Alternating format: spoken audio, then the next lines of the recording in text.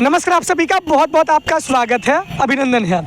UPPSC का interview जब चल रहा होता है, जब हमारे विश्वविद्यालय के सीनियर मिलते हैं तो गर्व से जो है छाती चौड़ी हो जाती है। हमारे साथ हमारे विश्वविद्यालय के सीनियर और एएन झा छात्रावास के पूर्व अंतावासी और 2015 बैच के हमारे सीनियर श्री रजत सिंह सर मिले हुए हैं। सर तहसीलदार के पोस्ट पे सर पोस्टिंग भी है, अभी आप इंटरव्यू दे के आ रहे हैं। सबसे पहले आपका बहुत स्वागत है और इलाहाबाद विश्वविद्यालय के छात्रों की तरफ से भी आपका बहुत स्वागत है। Thank you so much. Sir कैसा है आपका इंटरव्यू, क्योंकि चेहरा तो आपका बहुत खुशी से झूम रहा है। चेहरा इसलिए खुशी से झूम रहा है भाई, क्योंकि मैं जान गया हूँ कि अंततः सब कुछ मोह माया है, ठीक है। तो भाई आप एसडीएम बने न बने वो एक अलग चीज़ है, लेकिन आपको खुश रहना चाहिए। जैसा कि आज हम लोग का जब इंटरव्यू स्टार्ट हो रहा था तो संजय श्रीनेत सर जो कि यूपीपीएससी के चेयरमैन हैं, वो भी आके अपना 10-15 मिनट छात्रों से 1-to-1 कांटेक्ट किए। उसमें उन्होंने भी ये बताया कि सक्सेस और फेल्योर अपनी जगह है, क्या मैटर करता है कि आप खुश रहिए। तो मैं अभी खुश फिलहाल इसीलिए हूँ कि जो एक प्रेशर था कि यार इंटरव्यू होना है वो हट चुका है। मतलब 5वां दिन, आप कहते हैं आखिरी दिन पड़ा है, 4 दिन से लगता है बहुत लोग भटक रहे हैं, किसी के भैया आगे भटक रहे हैं, कैसे सवाल पूछा जा रहा है। और मैं हमसे भी बहुत लोगों ने पूछा, तो मैंने कहा कि आपसे क्या पूछेंगे, किसी को नहीं पता है क्या पूछेंगे। बहुत लोगों से डेयरी पे ही सवाल पूछ ले रहे हैं। तो सर आपसे क्या क्या सवाल इंटरव्यू में पूछे गए? देखिए, चूँकि मैं लगभग 5-5.5 साल से सर्विस में हूँ, तो मेरा अनुमान था और वैसा हुआ भी। एक्सपेक्टेशन थी कि मेरे जॉब से बहुत सारे क्वेश्चंस आएंगे, लेकिन मेरा एक्सपेक्टेशन था कि शायद 70 to 80% मेरे जॉब पे होगा और 20% रिसेंट करंट इश्यूज़ या फिर मेरे बैकग्राउंड।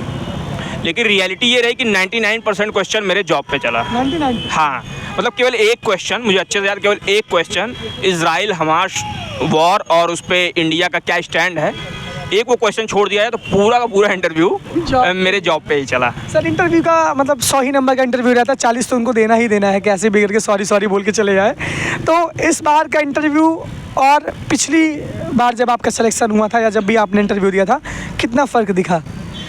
भाई देखिए, 2 चीज़ें हैं। एक तो पहली बार जब मैं सेलेक्ट हुआ था तो उसमें 200 नंबर का इंटरव्यू होता था, वहाँ रेंज बहुत बड़ी थी, मिनिमम मार्क्स 80 और maximum marks 140। At that time मैं 126 पाया था, बहुत बुरा भी नहीं था, बहुत अच्छा भी नहीं था, एवरेज मार्क्स था। लेकिन गैप सोचिए, जो 80 पाता रहा होगा वो सीधे लिस्ट से बाहर, जो 140 पाया है वो टॉप की रैंक्स में। लेकिन इस बार क्या है, पिछले मतलब 3-4 सालों जब से 100 नंबर का आया है तो ये रेंज तो घटी है। लेकिन जो दूसरा पॉइंट जो इस साल के लिए इंपॉर्टेंट है, अब तक नहीं था, जब ऑप्शनल के सब्जेक्ट होते थे तो आप ये देखते रहे होंगे कि ऑप्शनल सब्जेक्ट में गैप बहुत बड़ा होता था। इस बार लेकिन 6 जीएस के पेपर हैं, तो आप ये मान के चलिए कि जो 450 लड़के दे रहेंगे, बहुत कम नंबर की रेंज में सारे लोग हैं, 10 से 20 नंबर की रेंज में। तो इस साल के इंटरव्यू का एक नंबर बहुत मैटर करता है। यदि आप 73 की जगह 67 पा गए हैं, 69 पा गए हैं, तो हो सकता है कि आप एसडीएम से डिप्टी एसपी या डिप्टी एसपी से नीचे और कुछ में आ जाए। तो ये यार बहुत बड़ा इस बार डिफरेंस रहेगा। ये शायद 100 नंबर जब स्टार्ट हुआ था पिछले 2 सालों में, तो 1-2 नंबर पे इतना फ़र्क नहीं था। मैं लास्ट ईयर अपना बताना चाहूँगा कि मैं हरीश प्रताप सर के बोर्ड में लास्ट ईयर में इंटरव्यू दिया था। मैं 73 मार्क्स पाने के बावजूद मेरा सिलेक्शन नहीं हुआ, मुझे एक ही पोस्ट के लिए चूँकि रहता है एसडीएम के लिए। कारण सबसे बड़ा क्या था कि ऑप्शनल सब्जेक्ट में मार्क्स बहुत कम थे। लेकिन इस बार अगर कोई 73 पाएगा, 72 पाएगा, 70 पाएगा, तो आप ये उम्मीद कर सकते हैं कि एटलीस्ट सिलेक्शन वो ज़रूर पा जाएगा। सर यूनिवर्सिटी से आपने क्या किया है, मतलब क्या क्या कंप्लीट किया है? यूनिवर्सिटी पे यार मैंने 2010 में एडमिशन लिया था भाई, हिंदी, एंशिएंट हिस्ट्री और इकोनॉमिक्स। 3rd ईयर में मैंने एंशिएंट हिस्ट्री छोड़ दिया और 2015 में मैंने एमए किया इकोनॉमिक्स से। और एक बात मैं ऐसी बताने जा रहा हूँ आपको, जो आमतौर पे मैं लोगों को बताने से हिचकता हूँ, नहीं बताता, क्योंकि मुझे लगता है कि वो एजुकेशन पॉलिसी का कोई फेल्योर रहा होगा। मैं यहाँ इलाहाबाद यूनिवर्सिटी का जो शताब्दी वर्ष का बैच है 2015 का, इकोनॉमिक्स डिपार्टमेंट का गोल्ड मेडलिस्ट भी हूँ। वाह सर, इकोनॉमिक्स इन सब चीज़ों को इसलिए नहीं बताता कि इसका कोई मैटर नहीं करता। जब आप यहाँ आयोग में आते हैं परीक्षा देने, तो मैटर ये करता है कि आपका मेंस कितना अच्छा हुआ और इंटरव्यू कितना अच्छा जा रहा है। लेकिन मैं था, लेकिन मुझे लगता है कि वो फेल्योर ही होगा एजुकेशन पॉलिसी का कि मेरे जैसे लोग टॉप कर दिया। सर ये बहुत अच्छी बात होती है सर, विश्वविद्यालय से 60% ले आना बहुत बड़ी बात होती है। आप उस दौर के हैं। 68% मेरा था, 68.5। मेरा भी ग्रेजुएशन 75, मैं भी एक तरीके से टॉपर ही था यूनिवर्सिटी का, और मेरा बीए में रहा हूँ। और अभी तो बहुत ज़्यादा नंबर इस समय ट्रेंड में मिलता है, लेकिन अभी भी 75 नहीं, सेमेस्टर अभी नहीं है सर, 75% से ऊपर मुश्किल से 8 से 10 बच्चे पूरी यूनिवर्सिटी में अभी भी जाते हैं। तो आपने एमए टॉप किया, आप गोल्ड मेडलिस्ट यूनिवर्सिटी के हैं और यहाँ तक आपकी काबिलियत आपको यहाँ तक पहुँचा लाई। सर, विश्वविद्यालय का कितना बड़ा रोल आप अपनी सफलता में मानना चाहेंगे, क्योंकि यहाँ का माहौल भी उस तरीके से? यार ये जो प्रश्न है, मतलब जिसको कहते हैं ना कि एकदम हार्ट पे वो करना, वार करना, इससे मैं बहुत भावुक रूप से जुड़ा हूँ यूनिवर्सिटी से और स्पेशली अपने हॉस्टल से। मैं ये मानता हूँ कि भाई जब मैं एन झा में एडमिशन लिया 2010 में, तो आप बिल्कुल गांव के वैसे लड़के को सोच सकते हैं, वैसा ही मैं था कि मुझे नहीं पता था कि आईएएस और पीसीएस दो अलग अलग जॉब हैं, दोनों का सिलेबस क्या है, एक से डीएम बनते हैं, एक से एसडीएम बनते हैं, या पीसीएस में और कौन कौन नौकरियां हैं, बिल्कुल भी आइडिया नहीं था। लेकिन कह सकते हैं कि ऐसे ही लोगों के लिए कई बार आपकी किस्मत बहुत साथ देती है। इसलिए मैं ये नहीं कहूँगा कि मैं जो एक नौकरी में सेलेक्ट हो पाया और केवल इसलिए हो पाया क्योंकि मैं बहुत पढ़ने में अच्छा था, नहीं, इसलिए हो पाया क्योंकि मुझे एन झा में और यूनिवर्सिटी में ऐसा एनवायरनमेंट मिला, मैं सोच सका। मुझसे मेरे ही तरह पढ़ने वाले या मुझसे बहुत अच्छे पढ़ने वाले इंटरमीडिएट तक के मेरे दोस्त, जिनको सही गाइडेंस नहीं मिला, कई बार वो लोग दूसरी लाइन में निकल गए, भटक गए रास्ता। कुछ लोग जो मुझसे अच्छे इंस्टीट्यूट में पहुँचे वो मुझसे भी अच्छा कर रहे हैं। लेकिन मुझे लगता है कि पर्टिकुलरली मैं जो कुछ भी हूँ उसमें 1-2-5% नहीं, 99% उसमें मेरे छात्रावास का योगदान है। छात्रावास और विश्वविद्यालय का योगदान है सर, क्योंकि विश्वविद्यालय हमारी जननी है। एक हमारा जन्म हमारी माँ की कोख से होता है, दूसरा जन्म हमारा इलाहाबाद विश्वविद्यालय में ही होता है, क्योंकि हम यहाँ सपना जीना सीखते हैं। आईएएस पीसीएस बनने के लिए ही यहाँ पर आते हैं। सर, अब सीधे स्ट्रैटेजी पे बात हो गई। अब बहुत पारिवारिक रिश्ते हम लोग निभा लिए, तो एक जूनियर होने के नाते हम भी सिविल की तैयारी कर रहे हैं सर। हमारे आपके बहुत सारे juniors second year, first year BA में तैयारी कर रहे हैं। तो ग्रेजुएशन के साथ साथ, क्योंकि यहाँ का पूरा सिलेबस यूपीएससी बेस्ड ही है, ग्रेजुएशन का भी आपने पढ़ा होगा, हिंदी एंशिएंट मेरा भी सब्जेक्ट रहा है, तो ग्रेजुएशन के साथ साथ अपनी तैयारी कैसे करें बच्चे? अच्छा, 2-3 चीज़ें हैं। एक तो है कि स्टार्टिंग कैसे करें। यार स्टार्टिंग का बस एक ही तरीका, वो है सिलेबस। बहुत सारे लोग बताते होंगे, मैं फिर वही चीज़ रिपीट करूँगा। मार्केट से एक सिलेबस लीजिए और अपने स्टडी टेबल के सामने उसे चिपकाइए।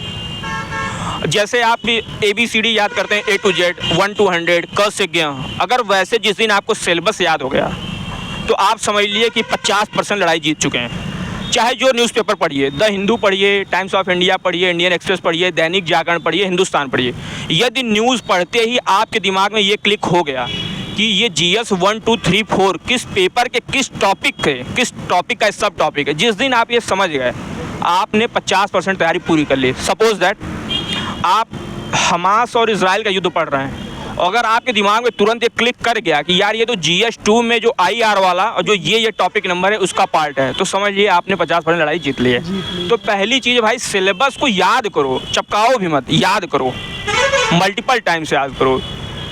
मैं कहता हूँ कि तैयारी करने के लिए मैं बहुत सारे लोगों को, अपने छोटे भाइयों को गाइडेंस कोई व्हाट्सएप से, फेसबुक से, कॉल से देता भी रहता हूँ। तो उसमें पहली चीज़ जो बताता हूँ कि भाई आप लो, नहीं कुछ कर सकते हो तो उसे एक मोबाइल में स्पीकर ऑन करो, रिकॉर्डिंग ऑन करो और लगातार बोलो, सारे टॉपिक्स को बोलो। GS 1 के सारे टॉपिक्स को बोलो, रिकॉर्ड करके रख लो। GS टॉपिक अपनी आवाज़ में, GS 2 के जानते सब लोग हैं, करता कोई नहीं है, मैं आपको सच बता रहा हूँ, जानते सारे लोग हैं। ऐसा नहीं कि सिलेबस केवल मैं या आप जानते हैं, पूरा उत्तर प्रदेश जानता है वो सिलेबस, पूरा भारत जानता है यूपीएससी का, लेकिन कोई इसको फॉलो नहीं करता है। और मैं इसलिए बता पा रहा हूँ भाई क्योंकि ये सब गलती मैंने खुद करी है। मैं जब सिलेक्शन हुआ मेरा, तो मुझे नहीं पता था कि सिलेबस क्या था। वो मेरे हॉस्टल के मेरे कुछ सीनियर्स थे जिनका मेरे ऊपर उपकार था कि मुझे ये नहीं पता था कि मुझे मेंस देना है कि अच्छा इसका सामान हिंदी का पेपर भी होता है 150 नंबर का, ये चीज़ें पूछ जाती, मुझे नहीं आइडिया था। लेकिन ये है कि मुझे उसके नोट्स मिले। मैं उस समय इकोनॉमिक्स सब्जेक्ट से मेंस दिया था, मुझे इकोनॉमिक्स के नोट्स मिल गए, इकोनॉमिक्स के अपने जो हॉस्टल सीनियर से उनके बहुत मदद मिली। लेकिन ये मदद सबको नहीं मिल पाती, तो कई बार आपको अपनी लड़ाई खुद अकेले लड़नी पड़ती है। उस लड़ाई के लिए बहुत ज़रूरी है कि आप सिलेबस बहुत अच्छे से तैयार कर लें। दूसरी चीज़, अगर आप कुछ नहीं कर सकते तो एटलीस्ट एक न्यूज़ फॉलो करिए। और मैं एक फिर ऐसी चीज़ बताने जा रहा हूँ जो आमतौर पे आपको हो सकता है कोई ना बताया, लेकिन वो मेरा एक्सपीरियंस है कि बहुत कारगर चीज़ है। ओल्ड फैशन आपको लगेगा, ओल्ड ट्रेडिशन लगेगा, लेकिन है बहुत कारगर चीज़। अगर आप रात को 8:45 बजे का news AIR all India radio का सुन सकें तो वो बेस्ट है। अगर आप इतना भी नहीं कर सकते अपनी पढ़ाई के लिए तो भाई भी सोचना पड़ेगा। 15 मिनट, वो 15 मिनट में आपको 15 ऐसी न्यूज़ मिलेंगी जो अगले दिन के न्यूज़पेपर में टू द पॉइंट छपी होंगी। बस होगा क्या कि न्यूज़पेपर में उसको और विस्तार रहता है, बहुत सारे डायमेंशंस होते हैं, बहुत सारे लेखकों का नज़रिया रहता है। लेकिन जब आप ना ग्रेजुएशन के फेज़ में होते हैं तो आपको बहुत भारी भरकम विचार पढ़ने में अच्छे नहीं लगते। मैं अपनी बात बता रहा हूँ आपको कि आप उस समय अगर दे दिया जाए ना कि लो भाई जयशंकर साहब जो विदेश मंत्री का विचार पढ़ो, तो 2 लाइन पढ़ने के बाद लगा रहे यार छोड़ो, थोड़ा स्पोर्ट्स वाला पेज पलट लेते हैं। ये चीज़ होती है, सबके साथ होती है। इसलिए मैं बता रहा हूँ आप कुछ मत करिए, फर्स्ट ईयर से थर्ड ईयर तक ऑल इंडिया रेडियो केवल न्यूज़ सुनिए, बस कुछ भी नहीं। पता आपको ये समझना है कि मुझे सिविल सर्वेंट बनना है तो 15 मिनट निकाल के ऑल इंडिया रेडियो का न्यूज़ सुनना है। अगले 2 साल केवल यही करिए, आपको फिर पता ही नहीं चलेगा, वो अंदर आपके आती है चीज़ें डेवलप होंगी, आपको पता ही नहीं चलेगा कि आपकी इंटरनेशनल रिलेशन पे, आपकी इकॉनमी पे, कॉन्स्टिट्यूशनल इश्यूज़ पे एक आपकी राय डेवलप होगी, वो आपको पता भी नहीं चलेगा और वो आपके लिए बहुत बेनिफिशियल होगा। चुनाव न लड़े थे क्या कि लड़वाए थे आप? क्योंकि आवाज़ से लग रहा है कि नहीं, मैं आपको ये बताऊं कि जैसे मैं जब हॉस्टल में जहाँ बताया कि जिसकी सफलता में मेरी सफलता में काफ़ी रोल रहा है, वहाँ पे क्या है ना, हम लोगों ने बहुत सारी स्टेज परफॉर्मेंस, आपने एक्स्ट्रा करिकुलर एक्टिविटीज़ के बारे में सुना होगा या CCA को करिकुलर एक्टिविटीज़, मैंने अपने समय में लास्ट के टाइम में कुछ debate participations, play, Hindi play जिसको आप नाटक कहते हैं वो, और 1-2 जैसे कि ग्रुप सॉन्ग, तो इस टाइप चीज़ें करता हूँ। उसका फ़ायदा मुझे एडमिनिस्ट्रेशन में भी मिलता है। जैसे आप जब सेलेक्ट हो जाएंगे ना, तो आपकी हो सकता है बहुत ज़्यादा बार आपको लोग इसीलिए खोजेंगे ये आदमी बोलता सही है तो मुझे यार ऐसे कॉम्प्लीमेंट मिलते रहते हैं, लेकिन मैं कभी चुनाव से मतलब उससे दूर रहा हूँ। मैं चुनाव एक अच्छी चीज़ है, लेकिन मैं उससे दूर रहा हूँ। मैं ऐसा लड़ा हूँ, मैं जीता हूँ, इस वजह से आज यहाँ पे हूँ, वरना मैं अंदर इंटरव्यू दे रहा होता। सर, ये है सवाल कि NCERT का कितना बड़ा रोल है, जैसे कि BA के सिलेबस के साथ साथ NCERT हम किस तरीके से कवर करें? आपने कवर किया था कि नहीं कवर किया था, सही बताइएगा। देखिए भाई, मैं जो चीज़ यहाँ बोलूँगा, एक तो ये डिस्क्लेमर कि भाई वो मेरी स्ट्रेटजी है, दूसरी चीज़ है कि झूठ नहीं बोलूँगा। मैं सच बता रहा हूँ कि 12th की ज्योग्राफी के NCERT के अलावा आज तक मैंने एक भी NCERT नहीं पढ़ी है। उसका बहुत बड़ा रीज़न भी है, क्योंकि यार मैं बताया ना कि मैंने क्या है कि तैयारी अचानक से मेरा मेंस आ गया, मुझे फिर कभी तैयारी का मौका ही नहीं मिला। लेकिन अगर आप BA फर्स्ट ईयर के स्टूडेंट हैं, BSc फर्स्ट ईयर के हैं, BTech फर्स्ट ईयर के हैं, तो आप क्या ध्यान दीजिए कि अगर NCERT पढ़ सकें तो पढ़ लीजिए। क्योंकि जब आप एक लेवल पे आ जाएंगे ना, जैसे आपकी उम्र का 24-25 साल हो गई, आपका माइंड डेवलप हो गया है, तो आपको NCERT पे टाइम वेस्ट करने की ज़रूरत नहीं है। आपको मार्केट में इतनी सारी स्टैंडर्ड बुक्स हैं, वो कोई भी स्टैंडर्ड बुक्स आपके NCERT से, मतलब आप 6 से 12 तक की NCERT में जाके जो नॉलेज करेंगे वो एक बुक में आ जाएगी। लेकिन NCERT में दिक्कत क्या आती है मैं आपको बताऊँ, मैं क्यों अभी मना कर रहा हूँ कि अगर आप लेट हो चुके हैं, 24 साल से ज़्यादा उम्र है, कारण क्या है, कोई एक chapter, let suppose fundamental right का चैप्टर है, मूल अधिकार, क्लास 6 में मान लीजिए 5वां चैप्टर है, 7th में 4था चैप्टर है, 8th में 9वां चैप्टर है, 9 में कोई और है, क्लास 12 तक अलग अलग चैप्टर है, सब अलग अलग जगह है। आप उसको ना एग्जाम टाइम में कभी एक जगह ला के तैयार नहीं कर पाएंगे। लेकिन आप लक्ष्मीकांत उठाइए, पूरा फंडामेंटल राइट 20 पेज में पहले लाइन से अंतिम लाइन तक खत्म। तो लेकिन जब आप कम एज में होते हैं, 17 साल 16 साल की उम्र में आप इंटरमीडिएट पास करके आ रहे हैं, तो मैंने आपको बताया ना कि उसमें आपको बहुत ज़्यादा भारी भरकम विचार पढ़ने अच्छे नहीं लगते हैं। तो NCERT पढ़ने में आपको क्या मज़ा आएगा, फोटो बना है, कार्टून बना है, क्वेश्चन में लिखा आओ इसे भी देखें, करके जाने, तो ये क्या है ना, वो क्यों बना, एक्चुअली NCERT बुक जानते हैं वो स्टूडेंट से ज़्यादा टीचर के लिए बनाई गई है। इसीलिए कहते हैं कि जब भी आप कम एज के हैं ना, तो वो आपको पढ़नी चाहिए, तो आपकी रीडिंग हैबिट डेवलप करेगा, किसी पॉइंट पे सोचने का एक तरीका डेवलप करेगा। तो जब आप ग्रेजुएशन कंप्लीट करेंगे 20 साल 21 साल या PG करेंगे 22 साल की एज तक, तो फिर आपका वो लेवल आ जाएगा। तो इसलिए जो NCERT पढ़ने के लिए कहते हैं वो भी अपनी जगह सही हैं, और मैं अगर नहीं कह रहा हूँ तो उसका कारण ये है मैंने स्पेसिफिक केस बताया। यदि आपकी एज भाई ऑलरेडी 23-24 साल हो गई है, मतलब 23-24 कोई ऐसी ज़्यादा नहीं भाई, मेरी भी 30-31 साल हो गए, लेकिन अभी पढ़ ही रहा हूँ। लेकिन बात यह है कि अगर आपकी एज ज़्यादा होगी और आपको स्टार्ट लेना है तो NCERT मत पढ़िए, क्योंकि वहाँ ना फिर आपका माइंड इस लेवल पर डेवलप है कि आप सीधे लक्ष्मीकांत की बुक या स्पेक्ट्रम की बुक हिस्ट्री के लिए या इकॉनमी के लिए कोई अच्छी बुक, वो सीधे आप उसको डाइजेस्ट कर सकते हैं अगर आपकी एज बढ़ गई है। सर, आपने कोचिंग की थी कि नहीं की थी? यार सच बताऊं तो मैंने कोचिंग नहीं करी है, जनरल स्टडीज़ की तो कहीं नहीं करी है।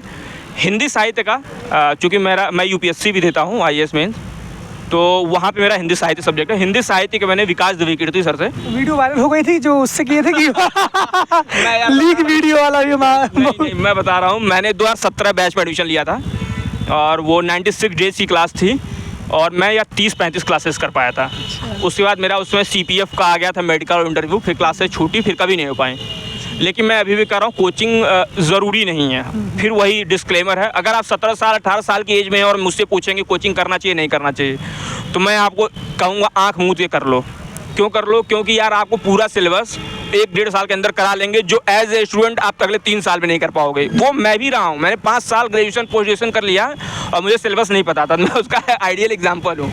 तो ऐसे लोगों को कोचिंग करना चाहिए। लेकिन दूसरी चीज़, आपका माइंड डेवलप है और आपको लगता है चीज़ों को पढ़ के, जिसको कहते हैं नीट शीर विवेक, 10 लाइन पढ़ के कौन 2 लाइन अच्छी है, अगर आपको निकालने की कला मालूम है तो कोई कोचिंग करने की ज़रूरत नहीं है। मार्केट में तो सारे नोट्स हैं, जैसा मैंने बताया ना, हिंदी साहित्य के मेरे बहुत सारे ऐसे भी दोस्त हैं जिन्होंने हिंदी साहित्य की 6 बुकलेट खरीदी और आज वो पढ़ के भाई SDM भी हैं तो ज़रूरी नहीं है। हाँ, मुझे या पर्सनली उससे मैं झूठ नहीं बोलूँगा, मैंने किया था, 35 से 40 क्लासेस भी करी थी।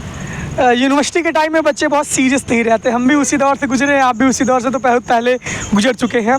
परीक्षाएं आती हैं, डी कुमार की सीरीज लेके पढ़ डालते हैं, उसके बाद फिर बच्चे सोचते हैं कि हमने एक साल में किया क्या। हम तो 12th में तो 5 घंटे पढ़ते थे, BA में तो डी कुमार ही पढ़ के काम हो जा रहा है। 60%, 50%, 55%, अब तो गेस्ट पेपर भी मैं आखिरी में देता हूँ उनको, इतनी पहले पेपर बता देता हूँ।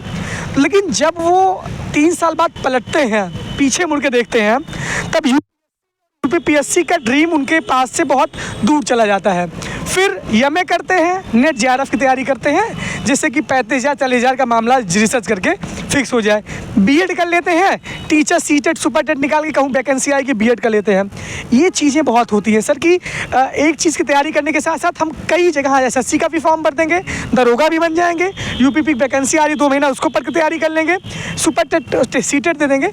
इससे कैसे बचा जाए और किस तरीके से जो first year, second year, third year वाले हैं उनको सर आप डांट लगाइए और उनको बताइए कि वो किस तरीके से ट्रैक पकड़ें, क्योंकि यूनिवर्सिटी का सिलेबस भी UPSC का पूरा सिलेबस है। अगर आप एक एक चीज़ पढ़ेंगे तो उनके लिए आप एक बेहतर गाइडेंस सर बताइए कि कहाँ से शुरू करें और उनका कैसे कैसे स्टेज पे होगा।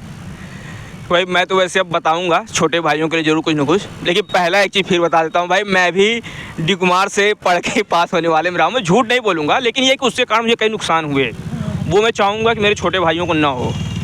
यार मैं आपको बताया कि मैं यहाँ से पोस्ट ग्रेजुएशन इकोनॉमिक्स पढ़ के निकला और मुझे इंडियन इकॉनमी के बारे में मतलब मैं आज के लेवल से कहूँ तो 10% भी नॉलेज नहीं थी। फिर मैं जब UPSC और PCS के तैयारी में आया तो मुझे बहुत सारे कॉन्सेप्ट्स इंडियन इकॉनमी क्लियर हुए, जो मैं आपको बताया अभी, मैं यहाँ से मैं इकोनॉमिक्स टॉप करके निकल गया, मुझे उसके फंडामेंटल्स बेसिक्स की जानकारी नहीं थी। क्यों नहीं जानकारी थी? कल पेपर होना है, आज डी कुमार लाए, किसी सीनियर का नोट्स लाए, वो अनसॉल्व पेपर लाए, गेस किए, गए दे आए।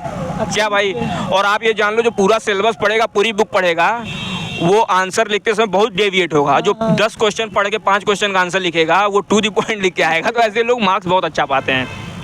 एक तो यार देखो वो अपने मतलब है एजुकेशन सिस्टम की आप प्रॉब्लम कर सकते हो, लेकिन वो हमारे समय की थी। मैंने सुना है शायद यूनिवर्सिटी का सिलेबस काफ़ी कुछ चेंज हो गया है। हमारे समय तो बिल्कुल ये था ना कि आप ग्रेजुएशन में 5 क्वेश्चन पूछे जा रहे हैं, अभी भी सर वही ट्रेंड चल रहा है, सेम वही। तो यार ये थोड़ा सा ट्रेंड बदलने की ज़रूरत है। जब आप DU से, BHU से या और जगह के इंस्टीट्यूट से तुलना, या BTech स्टूडेंट, हम बार बार बात करते हैं ना कि इंजीनियरिंग और मेडिकल वाले लोग क्यों जा रहे हैं आज ज़्यादा। आपको पता होना चाहिए ना, वो इतने ज़्यादा असाइनमेंट कराते हैं, इतना ज़्यादा डिसर्टेशन आपसे लिखवाएंगे कि ना चाहते हो भी आप 4 साल में बहुत तैयारी कर लेते हो। आपके पास एक जज्बा हो जाता है कि हम 12 घंटे 14 घंटे पढ़ाई कर सकते हैं। वो हमारे इलाहाबाद यूनिवर्सिटी में डेवलप नहीं हो पाता है। उसका मेन रीज़न है ना वो जो सिस्टम है कि हम एक दिन पढ़ेंगे और 65% 70% पा के आराम से फिर अगले दिन चाय पीते हुए नजर आएंगे। लेकिन ये तो स्टूडेंट की भी तो कमी है। टीचर लेक्चर देते हैं क्लास में, वो तो पढ़ा के अपना चले जाएंगे। तो ये तो हम लोग स्थिर मतलब स्टैटिक तरीके से रेस्ट करते हैं, मज़ा लेते हैं। 3 साल दाल भात चोखा, सुबह शाम को रोटी सब्जी खा के फिर यूनिवर्सिटी की गलियाँ, कटरा की गलियों में घूमना, ये सारी चीज़ें होती हैं। तो मतलब सीरियस तैयारी कैसे करें, न्यूज़पेपर क्या फॉलो करें, स्टैंडर्ड बुक क्या पढ़ें, और शुरुआत से आप स्ट्रैटेजी, सर अपनी लास्ट सवाल ही आपसे है कि स्ट्रैटेजी किस तरीके से अपनाएं। सबसे पहले आप मैं प्रीलिम्स पे आता हूँ।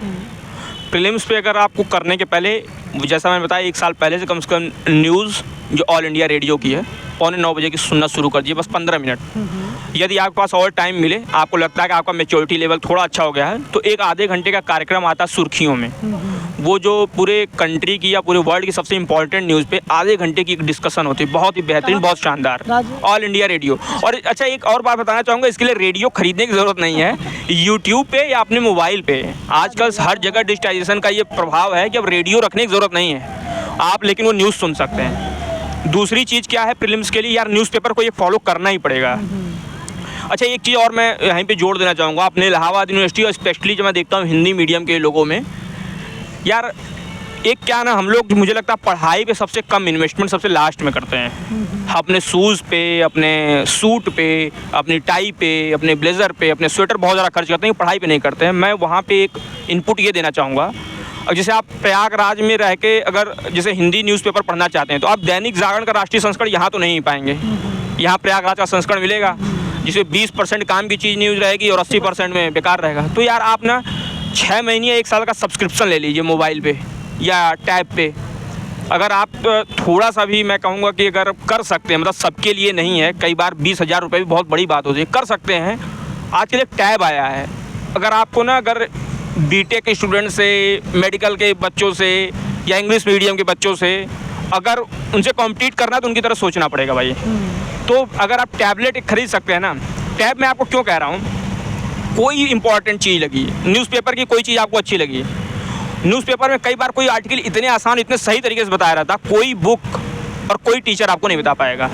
लेकिन क्या दिक्कत है, आप 365 दिन में गट्ठर लग गया, आपको पता नहीं कहाँ क्या है। तो आपने सब्सक्रिप्शन लिया है दैनिक जागरण का, अपना पेन निकाला टैब से, उसका एक क्रॉप किया और उसको ले जाके सेव कर लिया। तो जैसे जो मैं सिलेबस की बात कर रहा था, सेम टैब में आपके 6 GS 1 से 6 तक 6 क्या हो फोल्डर हो, सब फोल्डर में टॉपिक्स हो, और जैसे कोई टॉपिक आपको बढ़िया न्यूज़ लगे उसको वहाँ पर सेंड कर दीजिए। केवल इतना काम करिए, मेरा विश्वास मानिए कि मतलब आपको मतलब ड्रास्टिक चेंज दिखेगा, आपको अपने प्रदर्शन पे भी लगेगा। मतलब 6 महीने बाद आपके पास आपके टैब में जखीरे ऐसे होंगे ना, ऐसे ऐसे उसमें जवाहरात होंगे कि लोग सोचेंगे भाई हमको भी यार कुछ बता दो। क्योंकि वो फिर चीज़ें, कोई मैगजीन, तो मैगजीन में क्या होता है ना, मैगजीन हुई या बुक्स हुई, उनके पास फालतू की चीज़ें कहने के लिए टाइम नहीं होता है। फालतू की चीज़ें मैं क्यों कह रहा हूँ, क्योंकि मैगजीन और बुक हम लोग खरीदते समय क्या देखते हैं, यार बहुत ज़्यादा मोटी नहीं लेंगे, पतली लेंगे। तो उनके लिए चुनौती होती है उसको कंसाइज करने के लिए, वो बहुत सारी ऐसी चीज़ें जो समझाने के लिए होती हैं, न्यूज़पेपर में होती हैं, उसको हटा देते हैं। तो यार ये बहुत ज़रूरी है कि एटलीस्ट एक न्यूज़पेपर का सब्सक्रिप्शन आप ले लीजिए। अगर आप द हिंदू और इंडियन एक्सप्रेस पढ़ते हैं तो कोई दिक्कत नहीं, उनका तो भाई एक स्टैंडर्ड है, उसमें फालतू की न्यूज़ नहीं होती, आप उसको लेके फॉलो करिए। आगे फिर अगर यहाँ पे देखिए हम बात कर रहे हैं कि PCS और UPSC दोनों के या करंट के सोर्स थोड़े अलग हैं। जैसे मैं जब PCS के लिए तैयारी करता हूँ तो मंथली मैगजीन के बजाय मैं एनुअल ई-दृष्टि फॉलो करना पसंद करता हूँ। लेकिन जब आप UPSC के लिए तैयारी कर रहे हैं तो यार अगर इंग्लिश मीडियम के स्टूडेंट हैं तो विज़न का कोई सब्स्टिट्यूट नहीं है, विज़न मंथली मैगजीन का कोई सब्स्टिट्यूट नहीं है। और हिंदी में अगर उससे कहीं क्लोज कोई है तो यार एक दृष्टि ही है, ले देके दृष्टि का मंथली ठीक है। लेकिन फिर मैं यहाँ बताऊँगा कि जैसे ही आपको लग रहा है कि नहीं, आप कई लड़के यहाँ पे इलाहाबाद में मिलते हैं कि वो केवल PCS फोकस्ड है, उनको UPSC से नहीं मतलब है, तो इन दोनों मैगजीन को आप भूल जाइए, केवल एनुअल जो घटना चक्र ई-दृष्टि फॉलो करिए। 3 टाइम्स, मतलब प्रीलिम्स के पहले का 3 बार उसको आप पढ़ सकते हैं, क्योंकि 15-20 दिन पहले वो आ जाती है। अगर 3 बार उसको रिवाइज कर सकते हैं तो समझ लीजिए कि आप 90% क्वेश्चन को सही करने जा रहे हैं। स्टैटिक पोर्सन पे प्रीलिम्स की बात आती है, फिर वही बात वहाँ पे अगर आप UPSC के लिए हैं तो कर सकते हैं। तो भाई 4-5 हज़ार रुपये का फिर एक छोटा इन्वेस्टमेंट बता रहा हूँ। देखिए मैं टोटल जो बताऊंगा हो सकता है 40-50 हज़ार का इन्वेस्टमेंट हो, लेकिन जब आप इसको काउंट करेंगे ना कि 5 साल लगातार तैयारी और 1 साल में सिलेक्शन, तो आपको लगेगा कि मैं फ़ायदे का सौदा बता रहा हूँ, क्योंकि मैंने 6-7 साल में चीज़ें सीखी हैं। तो आप क्या करिए कि विज़न 365 PT 365 का 3-4 हज़ार रुपये का उनका ऑनलाइन कोर्स आता है, आपको दिल्ली भी जाने की ज़रूरत नहीं है, 3-4 हज़ार रुपये उनका ऑनलाइन कोर्स आता है, उसको ले लीजिए। बहुत सारे ऐसे ना टर्म्स होते हैं साइंस के, इकोनॉमिक्स के, जो आपको समझ नहीं आएंगे, लेकिन उनके टीचर्स आपको मात्र 20 क्लासेस में बहुत अच्छे से बता देंगे। लेकिन जब आप PCS पे आ रहे हैं तो यहाँ प्रीलिम्स के लिए मैं फिर कहूँ भाई कोई कोचिंग करने की ज़रूरत नहीं है, आप उठाइए घटनाचक्र की पूर्वावलोकन सॉल्व कर जाइए। वो नहीं कर सकते हैं 6 सीरीज, तो घटनाचक्र 2-3 साल पहले निकाला था 96 पेज का एक, उसमें क्या है ना कि एक पेज पे हिस्ट्री का टॉपिक है, अगले पे ज्योग्राफी, अगले पे इकोनॉमी, अगले पे पॉलिटी, मतलब इस तरह का रैंडम। लेकिन उसमें क्या फ़ायदा है कि सारे पिछले 10 साल के पूछे हुए क्वेश्चन, 10 से 20 साल के, सब उसमें आ जाएंगे। और आप एक चीज़ ध्यान दिए होंगे कि 150 क्वेश्चन में मेरा पहले तो यार 70-80 क्वेश्चन रिपीट होते थे, लेकिन आज के डेट में भी 30 से 35 क्वेश्चन रिपीट होते हैं। जो रिपीटेड क्वेश्चन स्टैटिक में अगर आप उसमें गलत कर रहे हैं तो आप समझ लीजिए कि अपने आप को फाइट से बाहर कर रहे हैं। क्योंकि जो लोग पुराने हैं, जो 4 साल, 6 साल, 8 साल से तैयारी कर रहे हैं, वो यार रिपीटेड नहीं गलत करेंगे, क्योंकि जो चीज़ आप पूर्वावलोकन से पढ़ रहे हैं उस क्वेश्चन को उन्होंने एग्जाम हॉल में सॉल्व किया है और उन्होंने उसको गलत या सही किया और दिमाग में बैठा हुआ है, तो आप वहाँ रिस्क नहीं ले सकते। तो ये है फिर स्टैटिक और करंट का। मुझे लग रहा है कि अगर इतना कोई कर ले, बाकी अगर प्रीलिम्स के लेवल पे UPSC में यार बहुत सारी और चीज़ें करनी पड़ेंगी। विज़न के अलावा आपको पॉलिटी के लिए लक्ष्मीकांत पढ़ना ही पड़ेगा। आप अगर मॉडर्न हिस्ट्री पे अच्छी पकड़ बनाना चाहते हैं तो स्पेक्ट्रम को पढ़ना ही पड़ेगा। इंडियन इकोनॉमी के लिए कोई बुक पढ़ने की ज़रूरत नहीं। मुझे लगता है कि अगर आपका बेसिक्स क्लियर, अच्छा मुझे, मैं एक चीज़ और बता दूं भाई, मैंने MA इकोनॉमिक्स से किया है तो कुछ बेसिक्स मेरे क्लियर थे भाई। GDP क्या होता है, GNP क्या होता है, ये सब मुझे थोड़ा पता था, तो मैंने कहीं कुछ उसके बेसिक बुक भी नहीं पढ़ी। लोगों के मुँह से सुना हो कि रमेश सिंह की अच्छी है, लेकिन मैंने कभी पढ़ी नहीं है भाई। लेकिन करंट के लिए फिर वही विज़न का, चाहे पीटी के समय 365 या मेंस 365 की अगर आप क्लास कर सकें तो वो बहुत बेस्ट है। कॉन्स्टिट्यूशन की बात हो ही गई है। फिर इन्वायरमेंट, पीसीएस में मैं देखा हूँ, मतलब ये लगातार, चूँकि मुझे अभी याद आ गया, मैं उसको जिक्र कर देना चाहूँगा। मैं अपने इलाहाबाद यूनिवर्सिटी, क्योंकि बहुत सारे लोग उससे जुड़े हैं, मैं देखा हूँ कि जीएस के नाम पे लोग पढ़ना क्या चाहते हैं, हिस्ट्री और ज्योग्राफी। होना ठीक उल्टा चीज़ है। आप इन्वायरमेंट और साइंस पढ़िए, और मेरा विश्वास मानिए कि इन्वायरमेंट और साइंस 10th लेवल का ही आता है, जिसको आप अगर पढ़ दिए अच्छे से तो हर बार 90% उसमें सही एक्यूरेसी के साथ सही करेंगे। लेकिन हिस्ट्री आप कितना भी पढ़ लीजिए, मैं भी आपसे कह रहा हूँ, आप किसी साल के 90% क्वेश्चन सॉल्व नहीं कर पाएंगे। कुछ क्वेश्चन ऐसे लिखे होंगे ना, वो जो केवल पूरे भारत की एक किताब में होगा, मतलब उस एक किताब को पढ़ेंगे आप तो वो एक क्वेश्चन सॉल्व कर पाएंगे। तो स्ट्रेटजी थोड़ा सा रिवर्स करने की ज़रूरत है, स्पेशली हम हिंदी मीडियम के लोगों को। हमको हिस्ट्री ज्योग्राफी को फोकस नहीं रखना है, हमको इन्वायरमेंट और साइंस पे फोकस रखना है, वहाँ से तैयारी शुरू करें। कॉन्स्टिट्यूशन पे फोकस रखना है। और जैसे मैं अपना आपको बताऊँ, जब मैं प्रायोरिटी शुरू करता हूँ प्रीलिम्स के लिए पढ़ने के लिए, सबसे पहले साइंस पढ़ता हूँ, फिर इन्वायरमेंट पढ़ता हूँ, कॉन्स्टिट्यूशन पढ़ता हूँ, ज्योग्राफी पढ़ता हूँ। जब हिस्ट्री में आता हूँ, केवल और केवल मॉडर्न हिस्ट्री पढ़ के जाता हूँ, मेडिवल छूता भी नहीं। अगर मेडिवल्स में कहूँ 1-2 क्वेश्चन आ भी जाए ना, आएंगे 1 या 2 आएंगे, ऐसा नहीं आएगा, लेकिन आप ये मान के चलिए कि हिस्ट्री से जो पीएचडी भी कर रहा है वो भी शायद उसको सही कर पाए। तो 150 क्वेश्चन में आपको कितना अटेम्प्ट करना है, जैसे 140 अच्छा माना जाता है। अगर आप 140 के नीचे कर रहे हैं यार, तो थोड़ा और तैयारी बढ़ाइए, गेस करने का आइडिया बढ़ाइए, क्योंकि फिर वो ओवरऑल घाटे का सौदा है। मैं जब नेगेटिव मार्किंग नहीं था तब तो 150 में 150 सभी करते थे, मैं भी करता था। लेकिन पिछले 4 सालों जब से नेगेटिव मार्किंग हुआ है, मैं 147 से 148 से 146 यही करता रहा हूँ। केवल इस बार को छोड़ के हर बार 100+ मेरा बच्चे जा रहा था। इस बार 97 में था। पहली बार ऐसा लगा शायद पीटी ही ना हो, इसलिए। लेकिन मैं बता रहा हूँ आपको सबको कि भाई कि 150 क्वेश्चन में कोशिश करिए 140 अटेम्प्ट करना है। ये सोच मत जाए कि मुझे 120 करना है, अरे 95 क्वेश्चन ही तो कट ऑफ जाती है, ऐसा नहीं सोचना है। हमको ये सोचना है कि 140 ही करना है। अगर आप पहले राउंड में 90 से 95 क्वेश्चन कर ले रहे हैं तो 45 क्वेश्चन का कैलकुलेटेड गेस लीजिए, रिस्क लीजिए, लेकिन अपना एरिया डेवलप करिए। जैसे मेरे लिए है कि मैं इकोनॉमिक्स से क्वेश्चन, चूँकि मैंने इकोनॉमिक्स से पीजी किया, मैं इकोनॉमिक्स से क्वेश्चन गेस करता हूँ तो मेरा सही हो जाता है। हो सकता है कि आपने साइंस इंटरमीडिएट बहुत अच्छी पढ़ी हो, तो आप साइंस से क्वेश्चन पढ़ो तो गेस करो तो अच्छा हो जाए। तो अपना इंटरेस्ट का एरिया आप खोजिए कि कहाँ पे आपका गेस सही जाता है, तो वो बहुत ज़रूरी चीज़ है। उसके बाद जैसे इन्वायरमेंट, साइंस, कॉन्स्टिट्यूशन, करंट का यार बहुत बड़ा चंक है। जैसे अगर कोई वर्किंग हो, इसके साथ ही मैं बता दूंगा, कोई वर्किंग हो और आपको पढ़ने के लिए बिल्कुल टाइम नहीं है, अब आप ये है कि यार कि परसों एग्ज़ाम आपको देना और आज आपको फ्री हुए हैं, तो कुछ मत करिए भाई, बस करंट पढ़ के दे आइए। अगर प्रायोरिटी में रखना हो तो कौन एक चीज़ आप नहीं छोड़ के जा सकते, वो है करंट। और प्रायोरिटी में ये रखना हो कि कौन एक चीज़ आप छोड़ के जा सकते हैं, तो वो है मेडिवल हिस्ट्री। उसको आप छोड़ के जा सकते हैं। अगर आपको बहुत मतलब रिस्क नहीं लेना है तो आप एंशिएंट और मॉडर्न पढ़ सकते हैं, वरना पूरा छोड़ के भी जा सकते हैं। लेकिन मॉडर्न हिस्ट्री में एटलीस्ट लूसेंट के 15-20 पेज में है यार, 2 घंटे आप पढ़ो तो लूसेंट की मॉडर्न हिस्ट्री खत्म है, उतना एटलीस्ट करना चाहिए। बहुत शानदार स्ट्रैटेजी सर ने बताई। बीए के बच्चे, बीएससी के बच्चे, स्टार्टिंग वाले अगर इस वीडियो को पूरा देख लेंगे और अगर उनके दिमाग में एक चीज़ें बैठ जाएंगी यूपीएससी, यूपीपीएससी दोनों के लिए, तो आप बहुत बेहतर कर सकते हैं। पूरे इलाहाबाद यूनिवर्सिटी की तरफ से सर आपको बहुत बधाइयाँ। इतना लंबा सेशन चला, आप बच्चे बोर भी नहीं हुए होंगे, क्योंकि आप इतने बेहतरीन तरीके से बेबाक अंदाज में सर जवाब दिए। Sir thank you sir, best of luck SDM post. Thank you so much. क्या नाम है सर?